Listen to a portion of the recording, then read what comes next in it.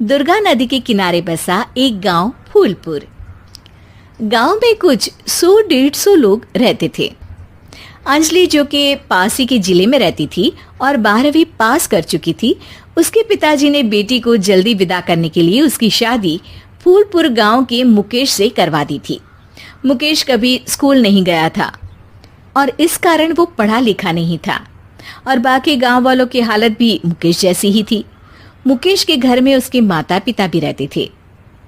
सासू माँ, मैं बाहर मंदिर तक जा रही हूँ, आधे घंटे में आ जाऊंगी। अरे अभी कहीं जाने की जरूरत नहीं है, चुपचाप जाके रसोई में रात के खाने की तैयारी करो। और ये घूंघट क्यों हटा लिया है तुमने? क्या पता नहीं कि इस गांव में औरतें बिना घूंघट के नहीं रहती? रात में अंजलि छत पर जाकर अपनी मम्मी से बात कर रही होती है। तभी गांव की 3-4 औरतें उसे देख लेती है और दरवाजे पर आकर उसकी सास से शिकायत करने लगती है।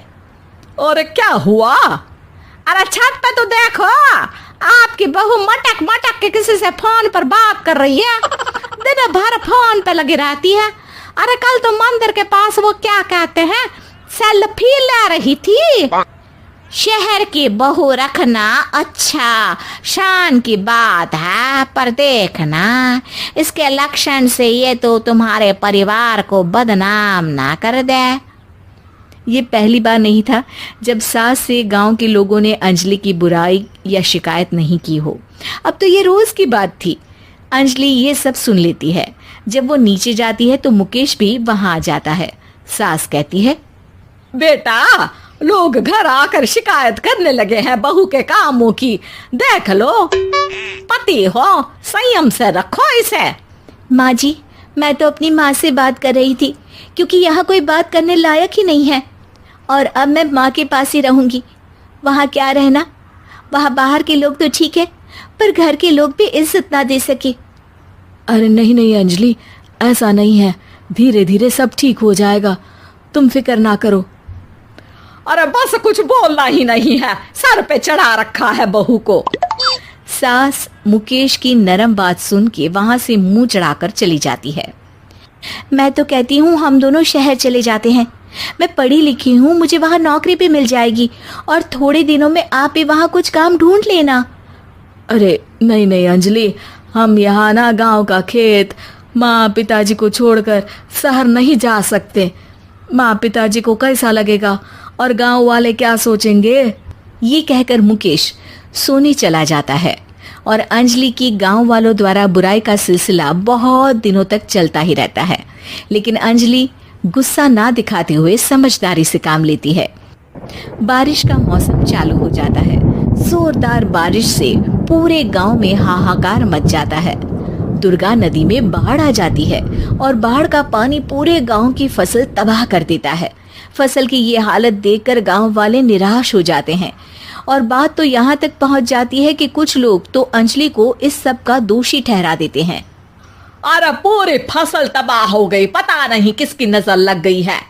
अरे जब से चौधरी परिवार में ये शहर की बहू आई है ना, तब से ही गांव की शांति चली गई है।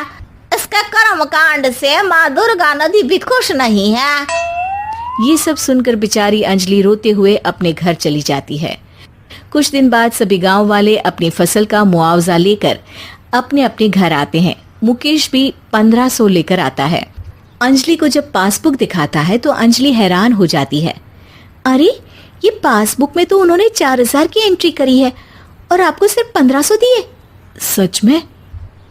अरे, वो सरकारी अफसर आपको बेवकूफ बना रहे हैं। सरकार की तरफ से हमें 4000 मिले हैं, लेकिन बाकी का सारा पैसा खुद ही खा रहे हैं। आप लोग के अनपढ़ होने का फायदा उठा रहे हैं। ये सब सुनकर मुकेश परेशान हो जाता है, लेकिन अंजलि उसे हिम्मत से काम लेने को कहती है और सुबह होते ही मुकेश को पंचायत कार्यालय ले जाती है और साथ में गांव के और लोगों को भी। आप सरकारी बाबू क्या गांव के लोगों को बेवकूफ समझते हैं? आपको क्या लगता है ये पढ़े लिखे नहीं है तो आप कुछ भी मनमानी करेंगे? ये बेचारे दिन रात इतनी मेहनत करते हैं, ये हमारे अन्नदाता हैं और आप इनके साथ ऐसा धोखा करते हैं। अरे क्या बके जा रही है ये लड़की, किस धोखे की बात कर रही है?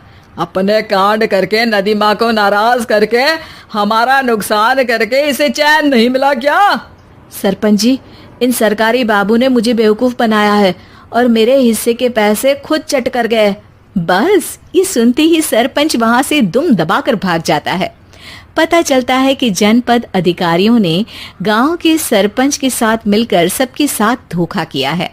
सब लोगों का विरोध शुरू हो जाता है और आखिर में अधिकारी सब गांव वालों के हिस्सों के बचे हुए पैसे उन्हें लौटा देते हैं और कई दिन तक सरपंच गांव में लौटता ही नहीं। अंजलि, तुम नहीं होती तो हम गांव वालों को तो पता ही नहीं चलता कि ये हमें हर बार बेवकूफ बनाते हैं। हाँ हाँ अंजलि बेटी, हमें माफ कर दो। हम सब तुम्हें बुरा भला कहते रहे, लेकिन तुमने ही आज हमें बेवकूफ बनाने से बचाया है। हमें तुम पर गर्व है बेटी। अब समझ आया कि सरपंच तुमसे नहीं, तुम्हारे पढ़े लिखे होने से नफरत करता था। क्यों ना इस बार हम अंजलि को ही सरपंच पद के लिए चुन ले? क्या कहते हो गांव वालों? पढ़ी लिखी सरपंच। बस पूरा गांव अंजलि के लिए ताली बजाता है और अंजलि की सास उसे खुशी से गले लगा लेती है।